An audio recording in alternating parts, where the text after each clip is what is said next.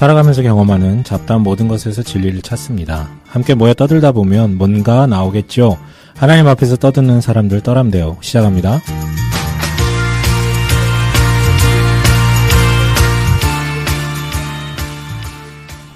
네, 반갑습니다. 떠람대어입니다. 먼저 자기소개부터 할까요? 하나님만 좋아하시면 됐죠. 사람들은 안 좋아하는 불호, 임브로입니다. 샬롬 손잡급입니다. 안녕하세요, 서과장입니다. 샬롬 김사부입니다. 네, 반갑습니다, 여러분. 옆 사람 손을 잡으면서 인사할까요? 샬롬. 하지마! 하지 말라고! 네, 알겠습니다. 하지마. 왜 그러는지 궁금할 것 같다, 사람들이. 아니. 그냥 넘어가. 요새 청취자분들 모르세요? 요새 인사말 중에서 샬롬이 유행입니다. 손가락도 이렇게 해주죠. 샬롬 하고 옆 사람 손 한번 잡아주고 이런 게 굉장히 유행이에요. 어떻게 한 주간 어떻게 지내셨습니까? 한 주간 한국이랑 스웨덴이 축구 경기를 했죠. 네. 졌어요. 전 예고했습니다. 이번에 보니까 오늘 기사 봤는데 이번에 거리 응원 저번 스웨덴전 그래도 일찍 한 거잖아요. 9시인가 10시에 했잖아. 15,000명밖에 안 나왔다고. 오늘? 아니 저번에 스웨덴전. 스웨덴전에 15,000명이 길거리에 나왔다고. 서울시청에 15,000명밖에 안 나왔다고. 근데 그게 밖에요? 적은 거예요? 왜냐면 2014년 월드컵 때인가는 20 몇만 명이 나와요. 시청 앞에. 진짜? 지난 월드컵 때 기대치가 없다는 기대치가 없는 거지. 기대치가 없는 거. 난 그래도 기대했는데. 그래요? 진짜? 그래도 막상 시작되면 뭔가 좀 기대를 조금 투영하잖아요. 엄청 응원했는데 내가 잘 모르지만 내가 봐도 너무 굼뜨고 느리고 안 움직여. 답답하더라고요. 나는 뭐 축구도 원래 관심 없는데 진짜 이렇게까지 관심 없었던 월드컵은 그치. 2002년 이후엔 처음인 것 같아요. 그렇잖아요. 2002년부터 월드컵에 대한 기대가 전 국민적으로 증폭됐는데 그 이후에 이렇게 월드컵에 관심 없기는. 오늘 자정 넘어서 경기잖아요. 네. 자, 우리 축자랄 김사부께서 어떻게 봐야 돼요?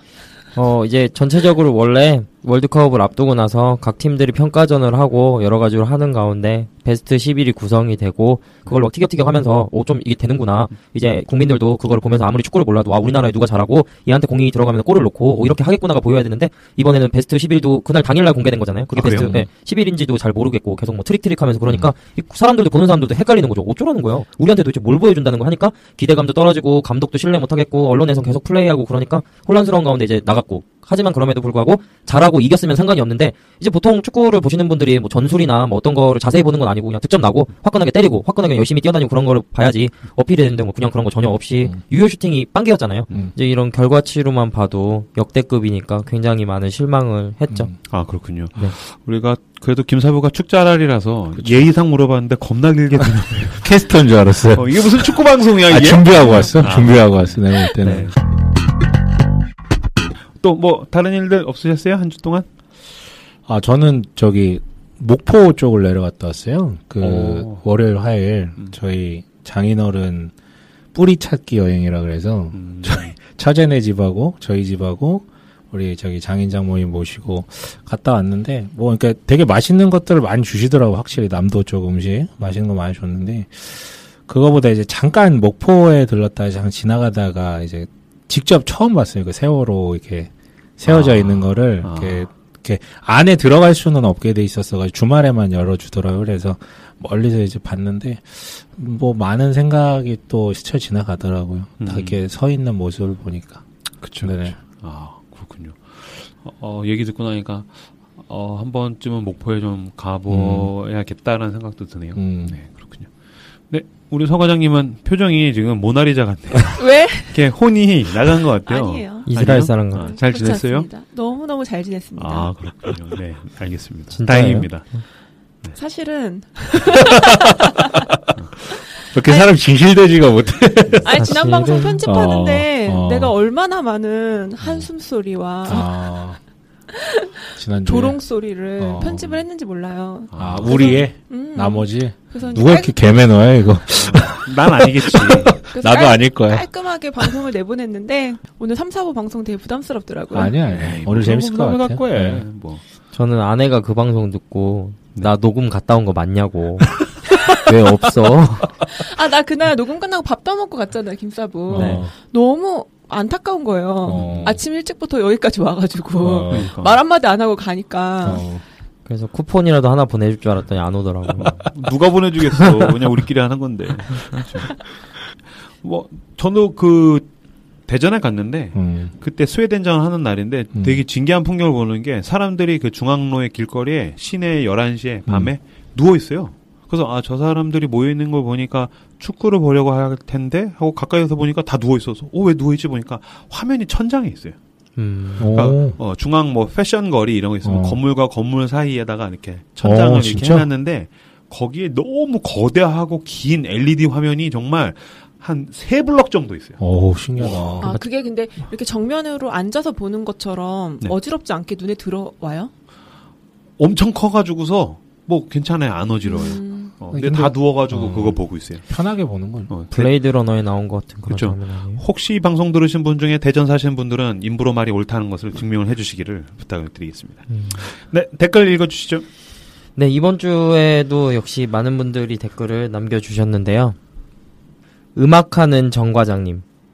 처음으로 댓글을 작성해봅니다. 이번 여행 슬럼프 특집을 들으며 제가 살고 있는 목포 인근 지역의 이야기를 들으면서 왠지 모를 뿌듯함이 밀려와 아주 기분 좋게 들었습니다. 7년간 직장생활 속에 동일한 일을 하면서 제 일에 대한 사명감과 열심, 그런 것보다 최선을 다하고 있지 않은 모습을 보면서 매일매일 안일하게 사는 모습을 보면서 이번 에피소드를 들으면서 조금이나마 슬럼프는 아니지만 다시금 힘이 얻어지는 것 같습니다.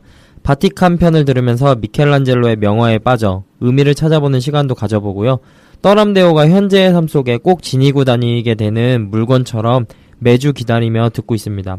최근에 손작가님의 추천 책인 자유, 사랑, 능력에 대하여를 구입하여 서문만 읽었는데도 마음에 확 끌리는 무언가에 매료되었습니다. 매번 들으며 유쾌하기도 하고 지적 사고력을 넓혀주기도 하는 아주 유익한 내용들로 더 많이 채워지길 기대합니다. 이번 편 마지막에 노래 추천이 있던데요.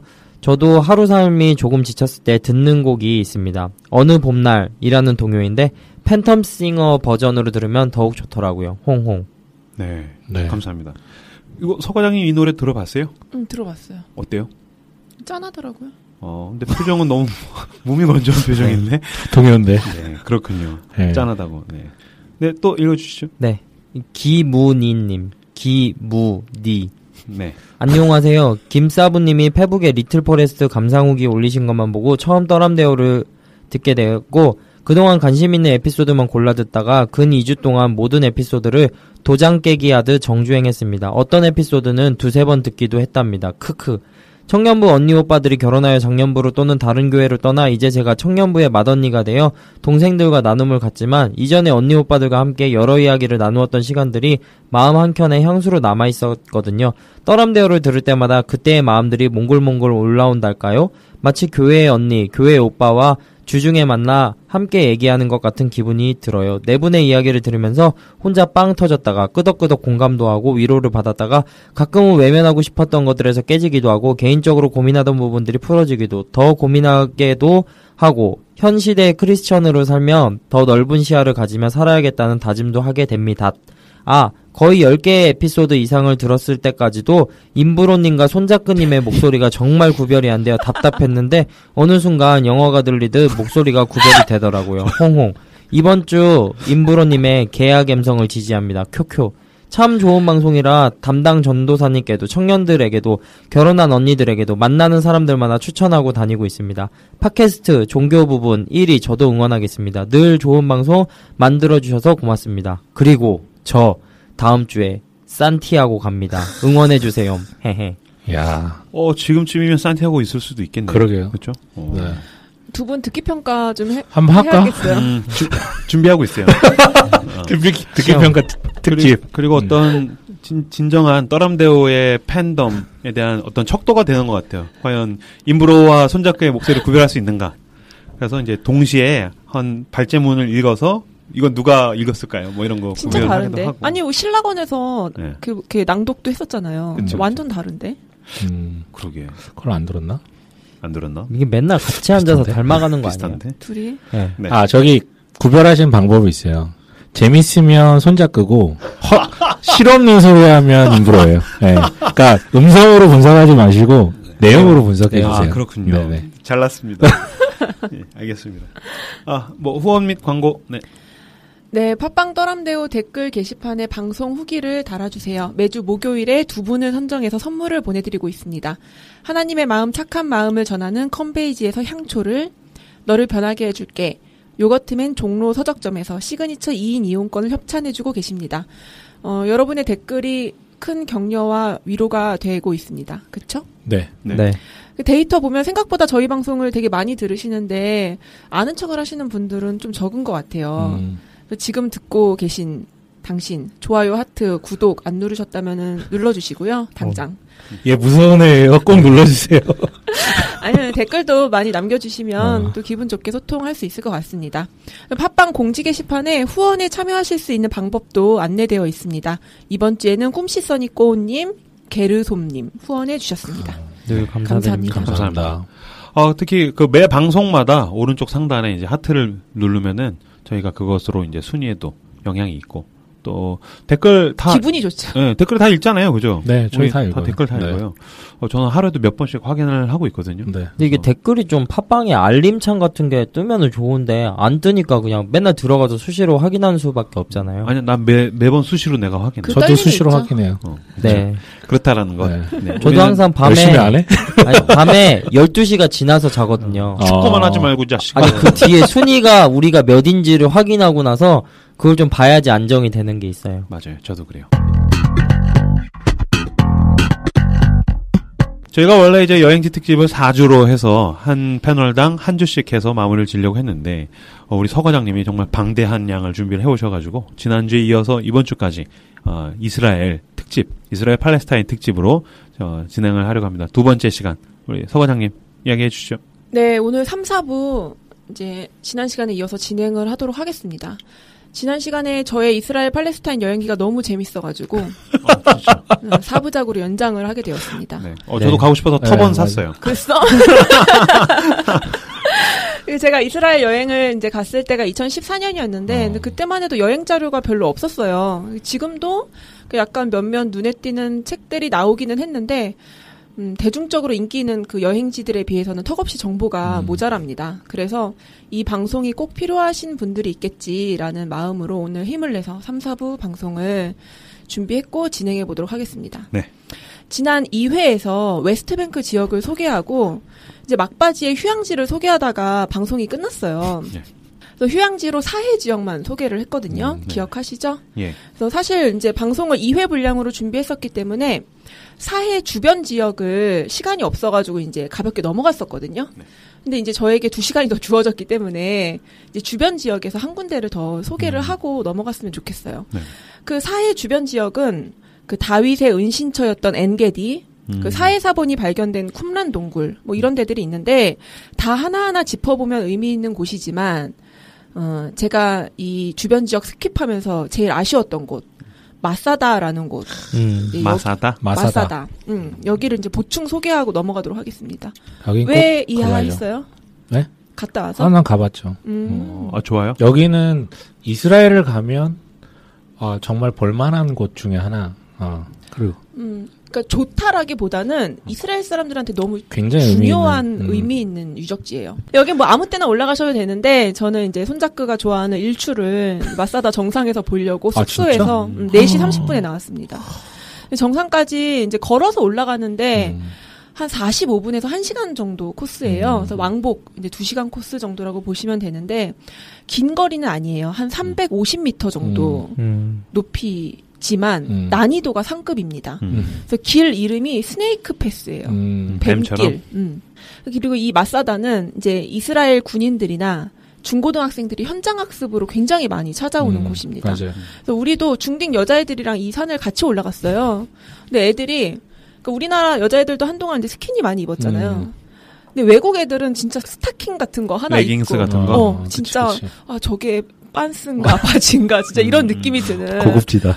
정말 그런 스키니를 입고 새벽부터 화장을 막 떡칠을 하고 나와가지고 그 험한 뱀길을 진짜 겁나 징징거리면서 얘네들이 올라가는 거예요. 그러면서 이제 이스라엘 여중생들이에요.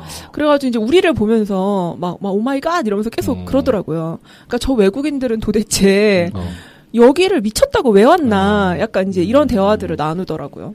그러니까 우리가 일부에서도 이런 얘기를 했었어요. 이스라엘이 이제 전쟁만 했다 하면 백전백승이고 여자들도 이제 군대 갔다 오고 막 하니까 이스라엘 사람들의 이제 정신력과 전투력은 되게 특별하다. 이제 뭐 이런 이야기를 했고 저도 이제 그런 생각했거든요. 이스라엘은 어릴 때부터 막 역사 교육 빡세게 하니까 되게 어른스럽고 애들도 되게 전사 같을 거라고 생각을 했는데 이 부분에서 약간 안심이 되더라고요. 전 세계 여중딩은 다 똑같다. 중딩은 중딩이구나 이런 생각하니까 되게 마음이 안심이 됐었습니다. 아무튼 이제 마사다를 오르는 길은 이제 그만큼 굉장히 힘든 코스예요. 그러면 마사다에서 일출을 보면 지평선 위에서 해가 뜨는 게 보이는 거예요? 수평선이 아니라? 근데 여기가 이제 뭐라 그래야 되지? 지평선이죠. 지평선에서 그러니까, 뜨는 거죠. 네. 거기도 해가 뿅 하고 떠요. 톡 하고 떨어지고? 네, 뿅 하고. 그렇습니다. 무서워. 이제 옐로 카드 받았어 이미 지금 날아갔어. 이제 되게 그 경사지고 되게 좁고 험한 그 뱀길을 따라서 이제 마사다 정상에 올라가면 굉장히 넓은 평지가 쫙 펼쳐져요.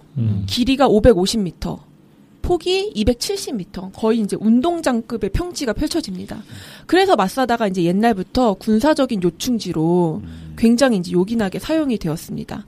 처음에 이곳을 요새로 이제 사용을 하려고 마음을 먹은 거는 헤롯 대왕입니다. 헤롯 대왕이 이 천혜의 요새를 난공불락의 성으로 만들었어요. 그러니까 헤롯은 정통 유대인이 아니고 이제 에서의 후예라고 알려진 그 에돔 사람입니다. 헤롯의 아버지가 안티파터라는 사람인데 로마의 카이사르가 이제 폼페이랑 전쟁을 하다가 약간 위급한 상황에 처했을 때 안티파터가 이제 카이사르 이제 편에 서게 되죠. 그래서 이제 BC 47년에 카이사르가 안티파터를 이제 어여삐 보고 유대 지방의 총독으로 임명을 하게 됩니다. 이제 그때부터 이제 헤롯 가문이 유대 지방을 다스리게 된 거예요. 안티파터가 이제 유대인의 이제 지지를 얻기 위해서 뭐 유대교를 개종도 하고 막 이랬는데 뭐 에돔 사람 딱지가 계속 따라다닙니다. 저 이방인 뭐 이런 식으로. 그래서 안티파터는 결국에 이제 독살을 당해서 죽었고요.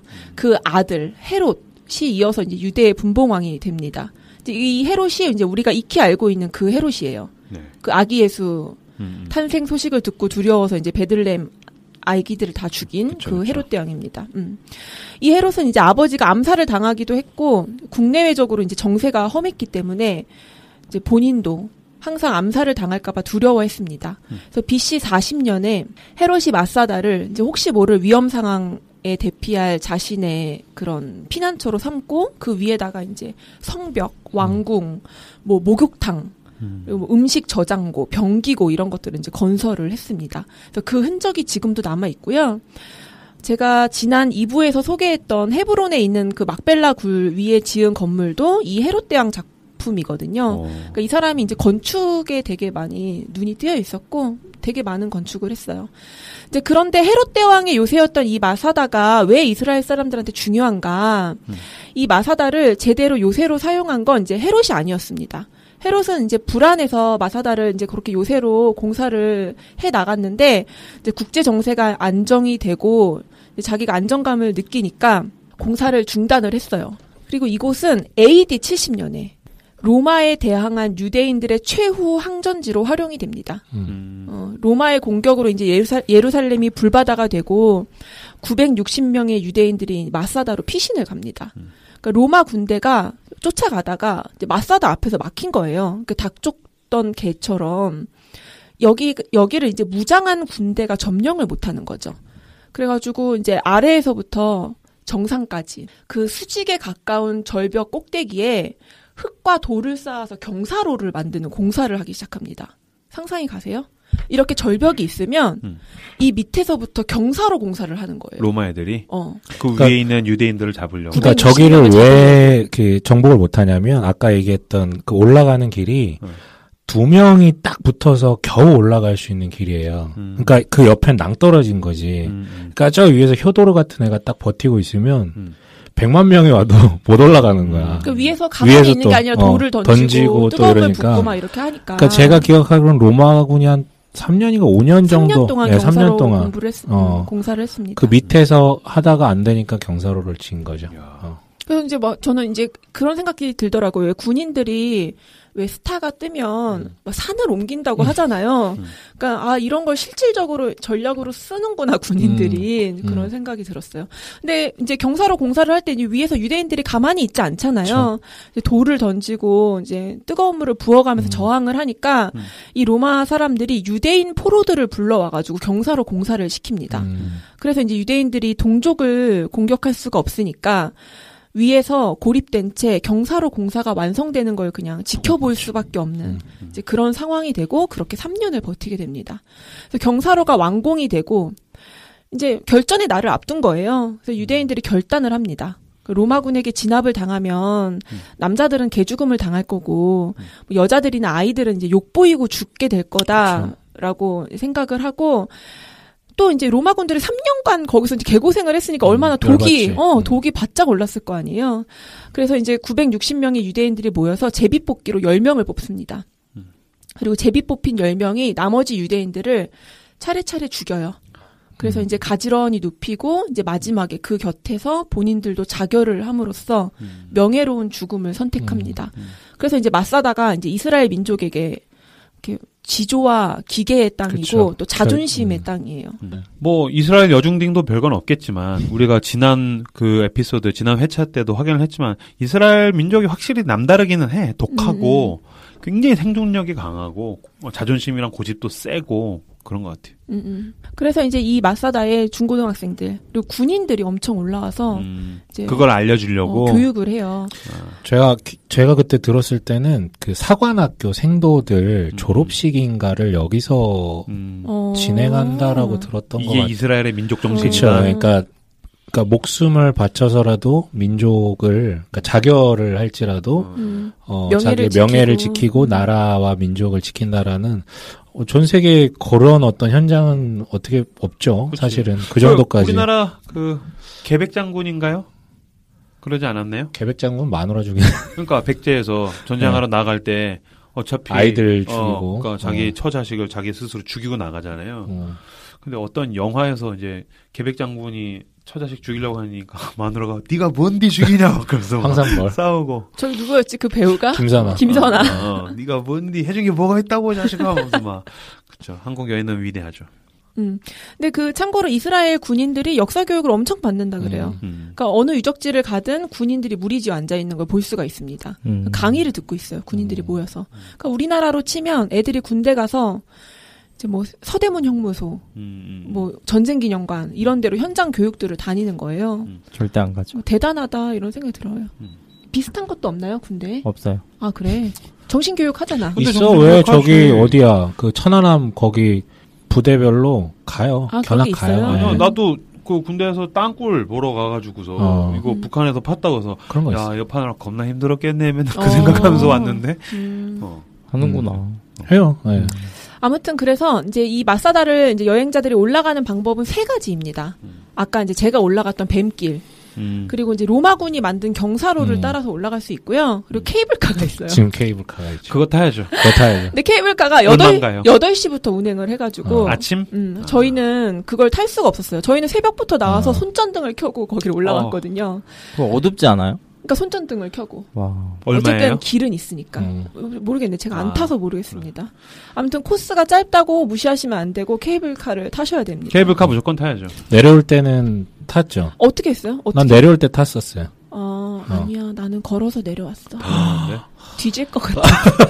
그러면은 그 스네이크 거기 말고 로마인들이 경사로가 더 빠르고 편하지 않아요? 경사로를 지금 사람이 올라갈 수 있어요? 거의 뭐 열려 있다고 하더라고요. 너 거길로 다니는 사람 못 봤는데? 나도 본 적이 없어 거기를. 근데 사진이 있더라고. 그래요? 거기로 사람들이 이렇게 올라가는. 저는 케이블카를 정말 중요하게 여기게 된 계기가 있어요. 중국에 갔는데 같이 교회에서 갔는데 부장 집사님이 그 태산을 한번 올라가야 돼요. 태산. 그래서 태산 앞에 갔어요.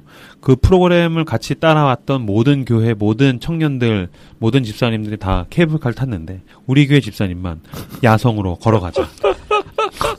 그래서 그까짓 거 태산이 별거냐? 올라가는데 한 중간쯤 가서 알게 되었어요. 계단이 6,660개예요. 저 태산 저도 가봤거든요. 근데 제가 다리가 없기를 바랬어. 나중에는 이게 내 다리가 아니었으면 좋겠다. 아니 진짜로 내가 올라가긴 했어요. 끝까지. 진짜 올라갔어요. 케이블카 타고 가면서 그 계단을 봤거든요. 근데 올라가는 사람이 한두 명씩 꼭 있어요. 근데 이제 보면서 저 미친 새끼들 올라갔거든. 그게 그냥 계단이 아니고 이게 너무 가파른 뭐 그런 계단들 있잖아. 웬만하게 시야에서 저 하늘 끝까지 계단이 있어요. 이거 올라가면 끝인가? 올라가서 오른쪽에 고개를 들면 그만큼이 더 있어. 무릎 연골 아작나는 거 아니에요? 하루 종일 하는 거야. 와. 무조건 케이블카 타야 됩니다. 네, 이렇게 2부에 이어서 사해와 그 주변 지역을 마무리하고요. 네. 다음 휴양지를 소개하도록 하겠습니다. 이스라엘 북부로 갈 거예요. 여기 이제 갈릴리 지역입니다. 제가 두 번째 이스라엘의 이제 휴양지로 추천드릴 곳은 이제 이스라엘 최북단. 이스라엘과 레바논, 시리아의 국경이 되는 산, 이제 헐몬산입니다. 헤르몬산이라고도 부르고요. 뭐 만년설로 뒤덮여 있다고 해가지고 백발의 산, 노인의 산, 뭐 이런 별칭이 있습니다. 근데 제가 만년설 얘기를 했는데 이스라엘 쪽에서 만년설을 볼 수는 없는 것 같아요. 제 눈엔 안 보였어요. 그리고 헐몬산이 이제 해발 2,814m로 이제 중동 지역에서 가장 높은 산인데요. 이제 수치상으로는 백두산보다 좀 더 높은 산입니다. 근데 이제 백두산뿐만이 아니라 이제 우리나라 산은 약간 나무도 울창하고 뭔가 다채롭고 지형도 변화무쌍하잖아요. 근데 그런데 반해서 헐몬산은 좀 척박하고 심심한 산이에요. 그래서 체감상 그렇게 높게 느껴지지는 않고요. 저는 오히려 관악산이 더 높게 느껴졌어요. 아무튼 이곳에 이제 이스라엘의 유일한 스키장이 있습니다. 스키장까지 차를 타고 올라갈 수가 있고요. 스키장에서 이제 리프트를 타고 헐몬산 2,200m까지 올라갈 수가 있는데 이 봉우리가 이제 이스라엘 쪽에서 올라갈 수 있는 최고봉입니다. 이게 더 높은 그 2,800m는 이제 다른 나라에서 올라갈 수 있는 거죠. 거기에 만년설이 있으려나? 그렇죠. 아무튼 뭐 그런가 봐요. 스키 탔어요, 그래서? 우리가 갔을 때 스키장 개장을 안 했을 때고 스키장 개장을 안 해도 리프트는 이제 사계절 상시 운행을 하는데 저희가 갔을 때 딱 점검 기간인 거예요. 그래서 이제 정상까지는 올라가지 못하고 이제 헐몬산 중턱에서 이제 가볍게 트레킹을 했습니다. 나는 거기서 스키를 탄다는 게 너무 이질적이야. 중동에서 랍비들이 막 터번 쓰고 스키 타는 거 아니에요? 유럽 사람들이 많이 온대요. 되게 높겠네. 그러면 그 헐몬산이 갈릴리에 있는 거예요? 갈릴리 북단에 있습니다. 그러면 예수님도 헐몬산에 올라갔나요? 거기를 변화산, 그러니까 예수님이 높은 산에 올라가셔서 제자들한테 뭐 이렇게 그 영광스럽게 변화되는 모습 뭐 이런 것들 보여주시잖아요. 거기를 그래서 변화산이라고 하는데 이제 그거를 이제 추정으로 헐몬산이 아니었을까 이렇게 추정을 한다 그래요. 그래요? 변화산은 헐몬산하고 관계가 없는데? 아니 그렇게 추정을 하는데 왜냐면 변화산이라고 안 나오고 이제 높은 산에 올라가셔서 이제 제자들을 데리고 높은 산에 올라가셨다. 그리고 갈릴리 지역에서 활동하셨을 때였기 때문에 그 산이 이제 헐몬산이 아니었을까 이렇게 추정을 한다고 합니다. 그래요. 어쨌든 너네 둘 다 가이드가 서로 다른가 보네요. 아니요. 그래요. 그럴 수 있어요. 근데 뭐 중요하겠어요. 네. 그렇죠. 난 솔직히 그렇게 어떤 생각합니다. 산에 갔겠죠. 네, 알겠습니다. 이스라엘은 이제 겨울이 우기예요. 그리고 여름이 건기거든요. 그러니까 헐몬산에는 그 이스라엘 우기가 시작되는 11월쯤부터 이제 눈이 쌓이기 시작해가지고 그 눈이 이제 4, 5월까지 녹지 않고 있다가 이제 건기가 시작되면 이 눈이 녹아서 이제 요단강으로 흐르고 요단강 물이 이제 갈릴리 사해로 흐르면서 이스라엘의 수원이 되는 것입니다. 그것이 이제 헐몬산의 눈이에요.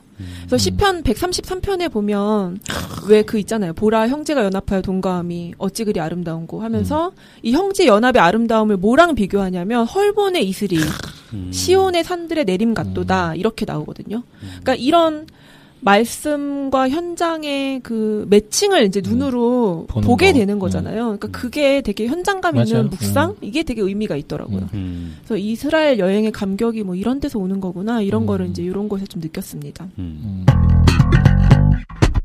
헐몬산 산행을 하신 김에 이제 갈릴리 지역 투어를 하고 넘어가겠습니다. 아까 헐몬산의 물이 이스라엘의 수원이라고 말씀드렸잖아요. 네네.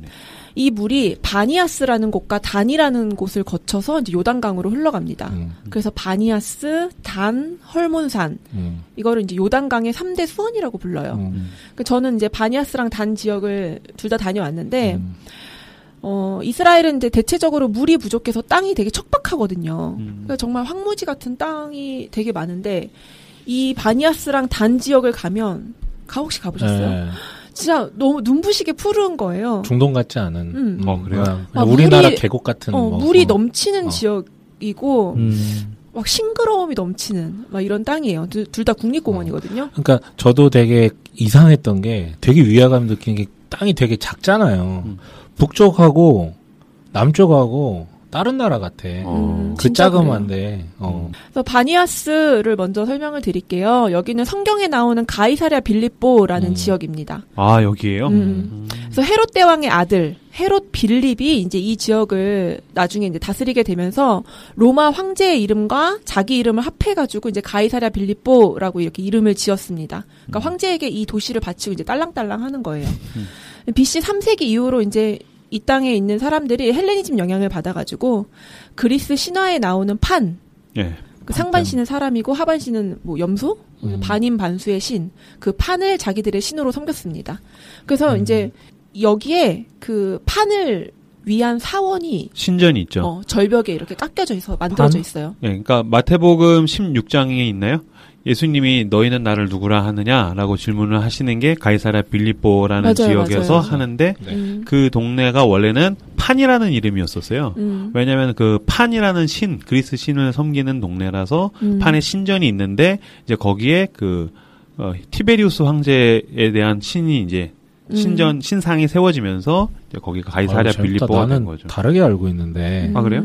그게 판이 특정 신의 이름이 아니라 판테온이라고 해서 만신전을 의미한다라고 들었었거든요. 아, 만신전이라서 다 있기도 하는데 그 가운데에 판이라는 신이 또 따로 있대요. 그래서 왜 패닉 맞아요. 패닉이 판이라는 말에서 나왔어요. 맞아요. 그래서 이 도시 이름도 판을 위한 도시다 해가지고 파니아스 해서 이게 바니아스 이렇게. 아, 파니아스가 바니아스가 된 거예요? 그렇게 됐다고 해요. 네, 그래서 그 패닉이라는 말이 이제 그 판이 사람들에게 주는 어떤 저주라든지 장난이라든지. 놀래키고 막 이러는. 그런 게 이제 패닉이 됐다고 얘기를 하더라고요. 아무튼 여기에 이제 판을 위한 사원뿐만이 아니라 이제 로마 황제 석상도 세워져 있었고, 뭐 제우스 신전, 네메시우스 신전 막 이런 터가 남아 있어요. 그러니까 아까 이제 인브로 얘기하신 것처럼 예수님이 이제 이런 분위기 가운데서 사람들이 나를 누구라 하느냐 이제 이런 질문을 하신 거죠. 그러니까 나 이게 되게 중요하다고 생각해. 왜냐면 그러니까 제자들이 대답을 못 하는 거지. 왜냐면 너무 화려한 신전이랑 너무 화려한 왕의 도시에서 너희들은 나를 누구라 하느냐. 근데 사실 예수님은 지금 거지 왕초잖아, 모습이. 그러니까 예수님한테 당신 주님이에요라는 말이 이제 안 나왔더란 거죠. 그런 의미도 있고 거기가 이제 가이사랴 빌립보가 군사 도시로 저는 알고 있거든요. 그러니까 빌립이 이제 지은 도시인데 결국은 로마 군의 어떤 주둔지로서 굉장히 유명했고, 그러니까 두 가지 요소가 있는 것 같아요. 그 신들 앞에서의 어떤 초라한 예수님의 모습, 그리고 그 당대를 지배하고 있던 로마 군인들 앞에서의 어떤 황제의 로마 황제랑 대비되는 그 부분에 있어서 이제 했는데 베드로가 이제 당신 그분 맞다, 주인이고 나의 주님이고 그리스도시다. 하나님 아들이십니다. 그러니까 나는 옛날에 그 지형 동네에 대한 그 지리와 역사에 대한 배경을 모르고 읽었었을 때 사실 의아했어. 왜냐면 만약에 마커스에서 3,000명 모였는데 찬양하다가 예수님이 누굽니까? 그러면 수천 명이 다 같이 동시에 대답할 거 아니야. 오병이와 떡을 떼다가 그 수천 명, 수만 명 앞에서 예수님이 만약에 야 니네 나 누구라고 하느냐? 그럼 기적을 봤으니까 다 대답했을 거 아니야. 근데 왜 대답을 못했지? 라는데 보니까 그 로마 황제의 권력이라든지 그 화려함 앞에서 예수님이 너무 초라해 보였다는 거죠. 그런 게 있죠. 그래서 저는 이 지점에서 아까 헐몬의 이슬에 대한 이야기처럼 이 도시의 배경을 눈으로 보면 이제 예수님의 질문에 대한 배경을 정말 다채롭게 이해할 수 있게 되잖아요. 그러니까 성지순례라는 표현을 이제 저도 싫어하고 지향하려고 하는 사람이지만 이제 기독교인들에게 이스라엘 여행을 할 수만 있다면 해보라고 권유하는 편이에요. 그러니까 이런 맥락에서. 그렇죠. 갔다 오면 조금 성경을 보는 관점이 이제 우선은 되게 간소하게 보면 나 갔던 데야 막 이러면서 이제 이미지화 시킬 수 있는 거고, 더 조금 들어가게 되면 내가 그냥 예배당에서 목사님의 음성을 통해 들었던, 그리고 시각적으로 그냥 성경 텍스트를 읽으면서 봤던 거랑 다르게 이게 문화라든가, 왜냐면 가이드가 붙어서 그런 것들을 다 설명을 해주니까 문화라든가 지리형이라든가 이런 것들을 고려하면서 해석을 해야지 훨씬 더 와닿는구나라는 것을 깨닫게 되고, 그런 면에서 굉장히 의미가 있는 것 같아요. 네. 그리고 이 바니아스 국립공원에 어마어마한 폭포가 있습니다. 그러니까 물론 우리나라에서는 좀 흔하게 볼 수 있는 규모의 폭포인데 이스라엘에서는 이렇게 콸콸콸 막 그 물이 시원하게 쏟아지는 걸 볼 수가 없거든요. 그래서 그 폭포를 보러 가는 길에 안내판이 이제 세워져 있는데 이렇게 쓰여 있어요. 이스라엘에서 가장 아름다운 길. 그러니까 여기 되게 싱그러운 땅이에요.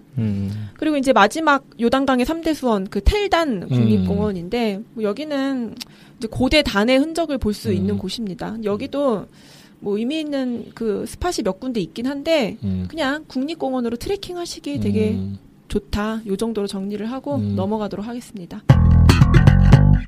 그러니까 지금까지 돌아본 건 이제 갈릴리 북부 지역을 돌아봤고요. 아니 근데 갈릴리 지역이면 갈릴리 바다가 언제 나오냐? 이제 갑니다.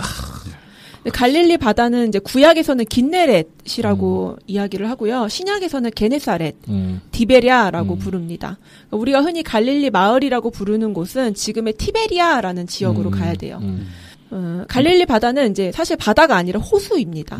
사람들이 사이도 그렇고 여기를 바다라고 부르는 이유는 이스라엘에 이제 물이 귀해서 조금만 물이 많아도 이제 바다라고 불렀다, 뭐 이렇게 얘기하는데, 뭐 고대 히브리어에 강과 바다를 구분하는 뭐 말이 없다, 뭐 이런 글을 봤습니다. 근데 제법 바다 같아요. 크기도 꽤 크고요.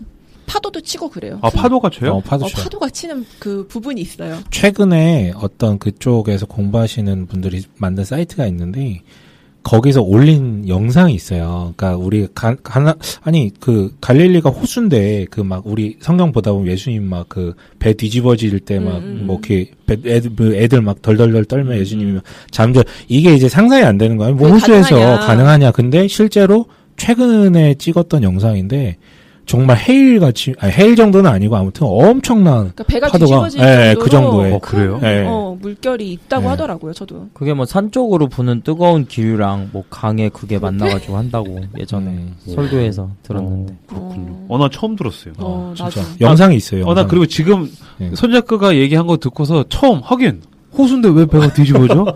내 마음 잔잔한 호수요. 뭐 그런 거 아니야? 그랬는데 그렇군요. 수심도 깊어요? 수심은 잘 모르겠어요. 뭐 이상한 물고기 사는 거 아니죠? 근데 어쨌든 여기가 해수면보다 200m 아래 위치에 있다 그래요. 그래서 세계에서 가장 낮은 위치에 있다. 뭐 이런 이야기가 있고 이 이제 요단강이 이제 갈릴리 호수를 거쳐서 사해로 이제 들어가게 됩니다. 근데 여기 동네가 조금 촌스러워요. 저 초등학교 때 인천역에 인천백화점이라고 있었거든요. 그 백화점 옥상에 귀신의 집이 있고 놀이기구가 한 3-4개 있었어요. 네네. 거기가 우리 인천 여자애들의 이제 핫플레이스였는데 여기가 딱 그래요. 진짜 생뚱맞게 귀신의 집이 있고 오락실이 있는데 너무 생뚱맞은 거예요. 이스라엘에 무슨 귀신의 집이 있어요? 그러니까 약간 이제 테마파크처럼 나름 해놓은 거겠지. 꾸민 거야. 무슨 귀신이 있는데요? 안 들어가 봤어요. 나 너무 궁금해. 우리나라는 처녀 귀신이나 막 저승사자 있는데 걔는 야, 지금까지 하나도 안 궁금했다가 여기서 이렇게 궁금해. 그리고 궁금했어. 궁금해. 뭐 예수님의 발자취니 뭐 이런 거 아무것도 안 궁금하고 이스라엘에 귀신의 집이 있어. 아무튼 그래서 저는 좀 시시했어요, 갈릴리가. 네. 그러니까 정확하게 말하면 갈릴리 호수가 좀 시시하더라고요. 그러면은 거기 배 타고 다니는 사람들이 있어요, 지금도? 뭐 낚시하는 있죠? 사람도 네. 있고, 뭐 선상 기도회 이런 거를 신청하면 할 수 있다 그래요. 근데 우린 안 했고, 우린 손잡고 했어. 왠지 했을 것 같아. 단체로 갔기 때문에 했어. 그거 뭐 돈 주면은 그 무리를 걷는 체험 그런 거 안 시켜주나? 목욕탕 가서 해봐. 우리가 또 그걸 한 게 일부러 그렇게 짰던 것 같아. 그러니까 주일, 일요일 예배를 드려야 되는데 거기 이제 뭐 교회가 있거나 그런 건 아니니까 갈릴리 호수 위에서 와. 잠깐 가운데서요? 네, 사랑하는 시모나. 엔진 끄고 거기서 이제 되게 조용한 가운데서 뭐 찬양하고 막 그랬던 것 같아. 그러다 폭풍 불어서 뒤집히면 어떡해? 그럼 배 안 뜨지 아예 처음부터. 그만해. 알았어. 그리고 여기를 가면 베드로 고기를 먹어야 된다고 해요. 그치. 그렇게 여행책에 써 있더라고요. 베드로 고기? 그러니까 안 먹었어? 안 먹었어. 인류- 그렇게 상품을 만들어 놓은 거야. 물고기를 파는데 이제 깜짝이야, 베드로 고기다 이렇게 파는데 베드로그랑은 인육 같잖아. 근데 별거 아니고 이제 평범한 생선구이예요. 네. 근데 사진을 보니까 뭐 이렇게 생긴 게 약간 피라냐 같이 생겼더라고요. 맞아. 진짜 이상해. 조금 커. 좀 커. 그래서 그리고 이제 같이 이제 지인이 있었잖아요. 맛도 없다 그러고 일행 중에 생선 못 먹는 그 바보가 하나 있었어가지고 그냥 저희는 레스토랑 가서 파스타 먹었습니다. 대단하다. 헐, 이렇게 정식으로 나오는구나. 있어요. 베드로고기. 피라냐 같이 생겼지. 진짜 이상해. 네. 자, 이제 갈릴리는 2부에서 소개했던 그 베들레헴처럼 기념교회 투어가 또 이제 메인이에요. 근데 제가 기념교회를 별로 안 좋아한다고 말씀드렸지만 기념교회 둘러보는 것에 있어서는 베들레헴보다는 갈릴리가 더 좋았습니다. 맞아. 좀 약간 더 품위가 있고 여유가 있는 그런 느낌이에요. 그래서 몇 군데 소개를 해드릴게요. 첫 번째는 팔복교회입니다. 그치. 쉬워요. 예수님께서 팔복 설교를 하셨다고 추정되는 자리에 이제 세워진 교회입니다. 그래서 갈릴리에 계실 때 이제 무리를 보시고 산에 올라가 앉으셔서 가르치셨다 이렇게 나오잖아요. 그래서 이제 거기 이제 갈릴리 바다 옆에 이제 동산이 있는 거예요. 거기를 이제 팔복산, 수은산이라고 이제 부르고 이제 그 위에 이제 교회가 세워져 있는 거죠. 교회 마당에서 이렇게 갈릴리 바다가 내려다 보이는데 이제 전망이 훌륭한 교회다라고 할 수 있습니다. 근데 그 말 진짜 사실이에요? 왜요? 거기서 이야기하면 조용하게 얘기해도 수많은 인파가 다 들릴 수 있는 지형이라는 얘기를 내가 어느 글에서 전혀 모르겠어. 그거 콜로세움 아니에요?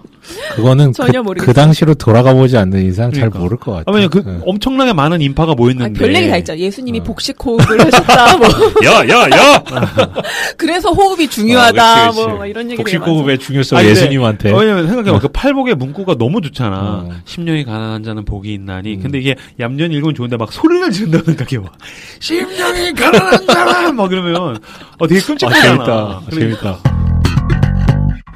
나 궁금한 거 있는데 거기 유대인들이 대부분이잖아요. 근데 그 사람들은 신약 성경에 대해서 별로 안 좋아하잖아요. 그러니까 이런 팔복 교회 이런 데들은 다들 이제 가톨릭 교회에서 그 부지를 사가지고 뭐 프란치스코 뭐 어디 뭐 이러면서 수녀회 뭐 이런 데서 관리를 해요. 그러니까 소유권이 그쪽에 있으니까 걔네는 별로 탐탁치 않은데 건드리지는 못하는 거예요? 뭐 관광 산업을 하는 거지. 산업이죠. 네, 사업이죠. 네. 교회 관리는 이제 성당에서 하고 그 지역 관리는 유대인들이 하는 오면 거죠. 다 돈 쓰니까 밥 먹고. 이스라엘로서는 반길만한 일이지. 왜냐면 그것 때문에 수많은 인파가 이스라엘을 맞아요. 찾아오잖아. 게다가 우리가 관리할 필요도 없어. 카톨릭에서 다 알아서 해준대. 그럼 그래라. 돈은 니네가 대신 쓰고 뭐 그렇게 가는 거죠. 맞습니다. 네, 궁금했어요. 그래서 그냥 교회 모양이 뭐 지붕이 이제 팔각형 구조고 뭐 창이 8방향으로 나 있고 해서 이제 팔복 교회를 이제 의미하는. 가시면 교회는 딱 막 이렇게 맞아요. 막 가면은 없어요. 네, 그냥 빨리빨리 갑시다. 네. 두 번째는 이제 오병이어 교회예요. 오병이어 기적이 있었던 곳이라고 알려진 곳에 세워진 교회입니다. 팔복교회보다도 이제 팔복교회도 되게 최근에 세워진 교회예요. 1939년. 그러니까 원래 그 전에 세워진 건 이제 뭐 이제 파괴가 되고 이제 다시 세운 이제 그런 교회인데 오병이어는 1982년에 완공이 되었습니다. 그런데 여기가 되게 생뚱맞은 곳이 아니라 그 초대교회 교인들이 이 터를 찾아와서 순례했다라는 기록이 380년부터 있었다고 하고요. 베네딕트 수도회에서 이 터를 1888년에 사들였다고 합니다. 이 교회 바닥이 이제 모자이크로 되어 있는데, 그러니까 건물은 82년도 건물이지만 그 바닥이 그 모자이크가 480년도에 만들어진 거라고 하고요. 그 모자이크 중에 이제 광주리에 빵이 담겨져 있고 양옆에 이제 물고기가 있는 가장 유명한 모자이크가 있습니다. 광주리 안에 빵이 5개가 아니라 4개가 들어있어요. 그래서 마지막 뭐 5번째 빵은 지금 여러분들이 성찬을 통해 나눠 먹은 그 빵입니다. 뭐 그런 의미가 담겨 있다고 합니다. 근데 뭐 이쪽 교회들은 베들레헴처럼 뭐 아기 예수가 태어나신 말구유 자리를 만져보고 뭐 그런 이벤트가 없어요. 그래서 제가 약간 더 좋아하기도 하는데 이 오병이어 교회 안에서 제가 되게 지금도 인상적으로 기억에 남아있는 게 뭐냐면 수녀님이 때가 되니까 무슨 때가 됐는지 모르겠지만 그 종탑에 매달린 그 줄을 이렇게 딱 당기시더라고요. 근데 그 소리가 그 교회 안에 쫙 퍼지는데 너무 황홀해지고 약간 말랑말랑해지는 거예요. 그래서 이런 정서가 참 아름답다. 그런 생각이 들었어요. 개신교가 그런 게 많이 좀 적어. 그래서 그 수녀님이 이렇게 가서 이렇게 딱 당기시는 모습도 너무 아름답고 그 소리가 죄송합니다. 되게 괜한 드립을. 잠깐만 이거 가톨릭에 대한 큰일 난다. 야, 종 땡기는데 빠진 거 아싸 뭐 이렇게 가면 죄송합니다. 약간 에밀레종 같은 거 아니에요? 마지막으로 소개할 교회는 이제 베드로 수익권 교회입니다. 가장 유명한 교회예요. 근데 수익권이라는 거는 교황 고유의 최고 권한을 이루는 말입니다. 또 우리한테는 이제 베드로가 약간 천방지축, 다혈질의 겁쟁이 배신자 캐릭터지, 이제 카톨릭에서는 베드로의 위치와 위험이 이제 우리랑은 다릅니다. 짱이죠. 그 형이. 성베드로죠, 네. 성베드로. 그리고 1대 교황. 천국 열쇠. 네. 이 교회는 부르마블. 네. 오늘 손잡고 위험한 것 같아. 우리 그 신부들의 소다에서 태클 들어오는 거 아니에요? 황금 열쇠 말고 우리는 네, 천국 열쇠. 네. 천주교를 등지겠다 이거지. 이제 이 교회는 이제 예수님과 베드로의 대화. 시몬아, 내가 나를 사랑하느냐. 이제 그러합니다. 내 양을 먹이라. 3-4번을 하시죠. 그리고서 이제 내가 젊어서는 스스로 띠띠고 원하는 곳으로 다녔거니와 늙어서는 내 팔을 벌리리니 내게 띠띠우고 원하지 아니하는 곳으로 데려가리라. 이 대화가 있었던 장소라고 알려진 곳에 세워진 교회입니다. 근데 증거는 없는데 근거가 있어요. 근데 뭐냐면 이 교회 안에 들어가면 이제 사람들이 둥글게 모여 앉아가지고 어떤 바위를 부여잡고 기도를 해요. 근데 그 바위가 뭐냐면 그리스도의 식탁이라고 불리는 바위입니다. 그러니까 예수님이 베드로와 이 대화를 나누시기 전 상황이 뭐였냐면 이제 예수님이 이제 부활하셨잖아요. 그래서 제자들 앞에 나타나시잖아요. 제가 되게 좋아하는 장면인데 얘들아 이렇게 부르신단 말이에요. 예수님이. 그리고서 아침을 차려주세요. 와서 조반을 먹으라 이렇게 하신단 말이에요. 같이 그때 먹었던 이제 밥상이다라고 알려진 바위가 있는 곳에 세워진 교회고 그 이후에 이 대화가 있었기 때문에 이 대화를 했던 자리에서 이제 세워진 교회다. 되게 나 지금 이 얘기 처음 들었는데 되게 근사하네. 그 식탁이 있다라는 게. 근데 저는 이건 생각이 안 나는데 이 교회였던 것 같아요. 옆에 바로 이제 갈릴리 호수 그러니까 우리 해변처럼 맞아요. 옆에 있고 여기쯤에서 뭐 이렇게 막 뭐 해 먹었을 거다 뭐 이런 거를 나가서 호수 앞에서 그 약간 해변 같은 곳에서 이렇게 다 이렇게 묵상하는 그 마음에 확 들어오는 뭔가가 있어요. 여기서 예수님이 이렇게 정말 분노할 수밖에 없는 상황인데 말 한마디도 안 들은 거잖아요. 다 배신하고 도망가고. 근데 거기서 이제 해먹고 이런 어떤 상상을 해보면 되게 뭔가 좀 있어요. 네. 근데 정말 여기 오면은 이제 그 순례객들이 자기들끼리 이렇게 모여가지고 예배를 막 여기저기서 드려요. 그러니까 팔복교회 가면 다 같이 이제 그 팔복의 말씀을 읽으면서 묵상하고. 그치. 여기 오면 이제 이 본문 가지고 이제 묵상하고 이제 기도하고 이제. 왠지 거기 가면 훅 들어와요, 뭔가. 그건 되게 좋을 것 같은데. 네. 거기는 예수님 조반 안 팔아요? 안 팝니다. 네. 아 근데 진짜 한국이었으면 팔았을 수도 있겠다. 가서 한번 해요. 가서 팔았죠. 김사부 식당. 괜찮은 것 같아요. 김식당. 네. 그래서 이제 교회 뒷마당으로 가면은 이제 손잡그가 얘기했던 갈릴리 호수가 나오는데 여기가 진짜 바다 같아요. 약간 정말 해변 느낌이 나고 몽돌 해변처럼 되어 있어요. 딱 그래요. 여기서 이제 다들 예배 드리고 이제 발 담그고 놀다가 이제 갑니다. 지금까지 이제 갈릴리의 대표적인 교회들을 소개했고요. 갈릴리의 대표 마을들이 있어요. 가버나움. 그렇죠. 그리고 고라신, 벳세다 뭐 이런 예수님께 저주받았던 마을들. 근데 제가 오늘은 이제 가버나움만 소개를 해드릴게요. 네. 예수님이 이제 공생애를 시작하신 마을입니다. 회개하라 천국이 가까이 왔느니라. 이 공생의 첫 메시지가 선포된 도시예요. 여기에 두 가지 중요한 유적이 있는데 하나는 이제 가버나움 회당이고 하나는 베드로의 집이 여기 있습니다. 베드로. 그 가버나움에 이제 백부장 이야기가 유명하잖아요. 그 가버나움에 사는 어떤 백부장이 이제 자기 종이 병 들어가지고 죽게 되니까 근데 그때 예수님 소문을 듣고 예수님께 사람을 보내죠. 그래서 예수님이 백부장의 집으로 향하시는데 이제 백부장이 오지 마소서 말씀만 하소서 내 집에 들어오심을 내가 감당하지 못하겠나이다 이렇게 고백을 하니까 예수님이 깜짝 놀라세요. 그러니까 이스라엘 중에서 이만한 믿음을 내가 만나보지 못했다 이렇게 특급 칭찬을 하시고 이제 말씀으로 백부장의 종을 고쳐주시잖아요. 그러니까 백부장은 뭐 다 아시겠지만 로마의 이제 보병 부대의 이제 지휘관이고 수하의 100명의 뭐라 그러지? 부하들. 부하를 둔 사람은 이제 말하는데 이제 백부장은 이제 군대 통솔뿐만이 아니라 이제 행정과 재판을 맡았던 사람이기 때문에 막 유대인들과 되게 이렇게 좋은 관계일 수가 없는 사람이잖아요. 그런데 이제 백부장이 예수님께 자기 종을 고쳐달라고 사람을 보냈을 때 그 보낸 사람들이 유대인의 장로들이었다고 나오거든요. 그러니까 백부장이 되게 급박할 때 장로들이 이제 그의 손과 발이 되어서 예수님께 달려가줬다라는 게 이제 좀 유익 있게 볼 만한 거고 그때 이제 장로들이 예수님한테 가서 어떻게 얘기하냐면 이 일을 하시는 것이 이 사람에게 합당합니다. 그러니까 고쳐주세요. 그가 우리 민족을 사랑하고 또한 우리를 위하여 회당을 지었나이다. 이렇게 얘기가 나와요. 그러니까 여기에 이제 회당 건물이 남아 있는데 이게 그 백부장이 지은 거라고. 백부장이 지어준 회당일 것이다라고 이야기를 합니다. 그러니까 물론 전체 건물이 온전히 예수님 시대의 것은 아니고요. 이제 밑에 섞여 있어요. 이제 밑에 있는 돌들 이게 검은색 현무암 돌이거든요. 그러니까 예수님 당시에는 그때 이제 현무암으로 다 건물들을 지었던 거예요. 그래서 검은색 건물들에 터가 있고 이제 그 위에다가 이제 나중에 AD 뭐 250, 300년 요때 이제 재건을 한 거죠. 그리고 이제 가버나움 회당 바로 옆에 베드로의 집이 있습니다. 베드로의 집이 실제로 있어요? 집터? 자, 보세요. 이게 근거가 있어요. 말씀에. 그러니까 말씀에 보면은 이런 게 있어요. 회당에서 나와 곧 뭐 야고보와 요한과 함께 시몬과 안드레의 집에 들어가시니 이 말씀이 있어요. 그러니까 회당에서 나와 곧 베드로의 집에 갔다. 이게 되게 가깝다. 근데 정말 이제 회당 자리 옆에 가정집 잔해가 있는 거예요. 그래서 여기가 이제 베드로의 집일 것이다. 가면 깜짝 놀랄 거예요. 왜? 커서? 우리 집보다 더 커요.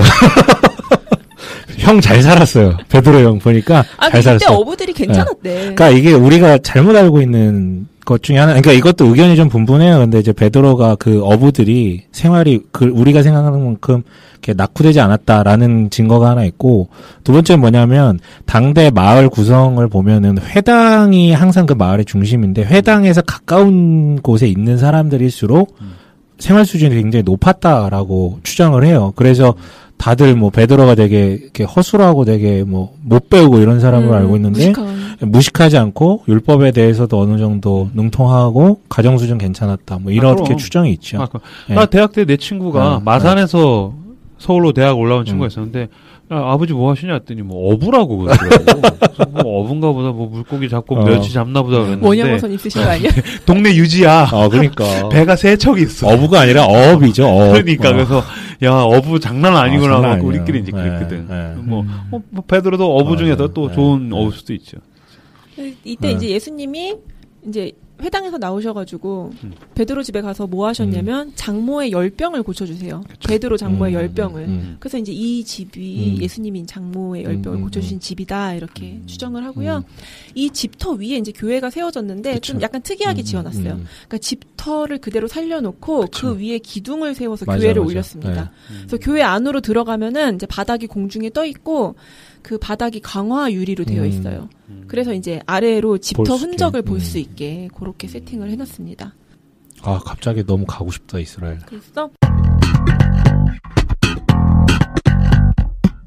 이스라엘의 휴양지로 이제 2부에서 사해 그리고 사해 주변 지역을 살펴봤고 오늘 이제 3부에서 이스라엘의 북쪽 헐몬산에서부터 내려와서 갈릴리 지역을 이제 둘러보았습니다. 이제 바다를 보러 가셔야 돼요. 제대로 된 바다. 이스라엘의 이제 최남단으로 내려가면은 에일랏이라는 도시가 나옵니다. 홍해를 끼고 있어요, 이 도시가. 여기가 이스라엘에서 가장 평화로운 곳입니다. 그러니까 제가 사해나 헐몬산을 좀 억지로 이스라엘 휴양지 카테고리에다가 이렇게 좀 끼워서 넣었다면 에일랏은 정말 진정한 이스라엘의 대표 휴양 도시예요. 그리고 그렇다고 이제 휴양지 시설이 좋은가? 그건 아니에요. 뭐 쇼핑센터도 있고 고급 호텔도 많은데 우리나라가 그런 건 훨씬 뭐 훌륭하고요. 근데 여기를 그럼 왜 가냐?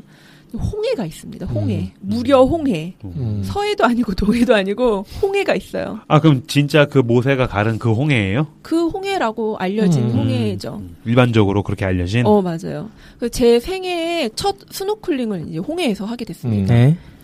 아 여기가 되게 유명해요. 그 뭐죠? 스노클링도 스노클링인데 다이빙. 다이빙 포인트. 스쿠버 다이빙. 스쿠버 다이빙. 그러면 물고기 많아요? 산호 보호구역이 있고 진짜 황홀했어요. 난 그 버킷리스트예요. 딸내미 데리고서 스쿠버 다이빙 하는 거. 진짜 딸내미도 원해요? 산티아고도 가야 돼. 걔 의견은 중요하지 않아. 난 할 거야. 네. 또 홍해가 왜 홍해냐면 뭐 해조 때문에 물빛이 붉게 보일 때가 있어서 홍해라고 한다고 하는데 뭐 전혀 우리의 육안으로 볼 수 없었고 완전 푸르딩딩하고 너무 아름다워요. 그래서 남편의 소원이 이제 사해에 둥둥 떠 있는 거였다면 저는 약간 이제 바닷속을 보는 게 제 꿈이었는데 그 소원을 이제 홍해에서 풀게 되었습니다. 제가 바다 수영은 해본 적이 없어서 되게 걱정을 했는데 이 산호보호구역 라인을 따라서 굵은 동아줄이 한 150m 이렇게 쫙 쳐져 있어요. 잠수해서 들어가서 그 동아줄을 잡고 이동하는 거예요. 그래서 이제 산호도 보고 물고기도 보고 안전하게 이제 진행이 됩니다. 그래서 에일랏에서 이제 이렇게 신나게 노시고요. 이제 올라오실 때 정말 반드시 꼭 들리셔야 하는 곳이 있습니다. 팀나파크, 팀나공원이라고 하는 곳인데요. 여기는 패키지로는 절대 안 가는 데예요. 그러니까 버스로 지나가다 여러분 저기 보세요. 저기 팀나공원이라는 곳입니다. 가면 예뻐요. 이러고 이제 끝나는 곳이에요. 여기 못 가봤죠? 안 가봤어요. 그러니까 여기 어쩔 수 없어요. 성경의 배경도시가 아니기 때문에 이제 그러고 끝나는데 제가 사실은 이제 이스라엘 여행을 할 때 며칠 빼가지고 요르단 페트라를 가고 싶었거든요. 그렇지. 근데 이거를 어떻게 이렇게 저렇게 조정을 하다가 아니다. 이스라엘만 제대로 보자 이러고 페트라를 포기를 했는데 난 거기 갔지. 그 마음을 달래준 곳이 팀나파크입니다. 너무 멋있어요. 아, 그래요? 이뻐요 공원이. 사막지대. 사막인데 이제 우리가 생각하는 그런 이제 모래 사막이 아니라 터키에서 카파도키아 느낌이 나는 곳이에요. 나는 카파도키아도 안 가봤고 무슨 사막을 안 가봤거든. 그래서 제가 사진을 보내드렸는데 못 보셨죠? 아무튼 정말 아름다운 말로 곳이다. 설명을 하면 사막이 뭐가 예뻐요? 왜냐면 모르는 사람들은 사막은 그냥 모래잖아. 온통 사방이 모래야. 근데 뭐가 이뻐? 사막이 아니고 광야예요. 광야죠. 그러니까 저는 정말 모래 사막도 가봤어요. 몽골의 고비 사막 거기서 2주를 있었는데 사막밖에 없는데 뭐가 멋있어? 멋있어요. 그게 아니에요. 일단 하늘이 계속 바뀌어요. 그리고 끝도 없는 지평선에서 해가 뜨고 지고 이걸 보고 그런 사막지대를 가면은 하늘이 둥글다는 게 느껴져요. 그러니까 별이 저 땅 끝에서부터 이렇게 막 빼곡하게 박혀 있으니까 그걸 이렇게 누워서 보잖아요. 근데 그게 진짜 황홀하고 이건 뭐 갑자기 얘기가 나왔는데 몽골 고비 사막에서 제가 제일 황홀했던 게 뭐냐면 거기 화장실이 없잖아요. 그러니까 아무 데서나 내려가지고 땅을 파고 이제 일을 봐야 돼요. 그럼 하늘에서 별이 막 쏟아지고 똥 싸면서 그 자연에서 이렇게 쪼그리고 앉아가지고 나의 배설을 살짝 그 대지에다가 이렇게 대자연 아래. 근데 그게 진짜 황홀한데 그게 뭐가 황홀해? 더럽지. 내가 이 깨끗한 자연을 오염시키고 있구나라는. 어쩔 수 없어. 근데 팀나파크도 이제 진짜 넓거든요. 차로 다녀도 4-5시간 걸렸는데도 다 돌아보지를 못했어요. 근데 여기 낮에 갔는데 여기 또 이제 화장실이 없잖아요. 그래서 바위 뒤 같은 데 숨어가지고 이제 쉬를 하는데 위에서부터 막 햇볕이 쫙 내리쬐고 막 따뜻한데 거기서 이렇게 쉬를 하는데 너무 황홀한 거야. 이 변태 같아. 좀 이상한 것 같아. 그냥 좀 이상한 걸로. 아니 이거 경험해보지 못한 사람은 몰라요. 아니 여기가 그 꽃보다 청춘에서 위너가 갔던 데 아니에요? 어디가? 여기요. 팀나가? 네. 아니 그건 잘. 그 별이 막 쏟아지고 오로라 보이고 해가 막 오로라가 왜 보여? 그리고 여기가 오로라 아닌가? 이제 되게 오랜 시간 동안 이제 지각 변동 이제 풍화 작용에 의해서 되게 기이한 바위들이 계속 펼쳐져 있어요. 그런 것들을 이제 보면서 가는 재미가 있는 거죠. 궁금하네요, 진짜. 진짜 궁금해요. 왜냐면 사막을 본 적이 없어요, 생각해보니까. 그래서, 사막, 어쨌든, 거기에 있으면 느껴지는 분명히 새로운 어떤 감성이라든지 풍경이라든지 뭐 이런 게 있을 것 같아요. 구름 그림자 보신 적 있으세요? 구름 그림자가 있다고? 그러니까 여기서는 못 봐요. 한국에서는 구름이 일단 짜질구레하고 그 구름 그림자가 비칠 수 있는 땅이 없기 때문에 그게 보이지가 않는데 사막에 가면은 구름이 떠 있잖아요. 그 밑에 그림자가 져요. 그래서 이제 사막의 그림자가 이런 거구나. 광야에 하나님이 보내주신 이 그늘이 이런 거구나. 이런 걸 보실 수가 있습니다. 아까 예수님 얘기할 땐 눈이 안 빛났는데 지금 이 팀나파크 얘기할 땐 눈이 빛나요. 특히 그 사막에서 배설하는 이야기를 너무 황홀하죠. 최고였어요. 네, 시간이 없으니까 이렇게 마무리를 해야 될 것 같아요. 그쵸. 남부에서 이제 뭐 미치페 라몬이라고도 있는데 여기도 괜찮고요. 궁금하신 분들만 꼭 찾아보시라고. 네. 그리고 이제 바다가 지중해가 또 있어요. 지중해로 가시면 이제 가이사랴라는 이제 옛 고대 도시가 있습니다. 그렇죠. 고대 도시를 볼 때 이제 사람이 되게 그 시간 여행에 빠지는 것 같은 그런 황홀한 느낌이 들잖아요. 근데 여기는 지중해변에 그 도시가 있어가지고 좀 가볼만 합니다. 이렇게 이스라엘 휴양 도시들 소개를 3부에서 마무리하도록 하겠습니다. 네, 휴양지 쫙 훑어봤는데 마음에 남는 곳들이 몇 군데 있군요. 좀 쉬었다가 2부에서 나머지 진행하도록 하겠습니다. 쉬시죠.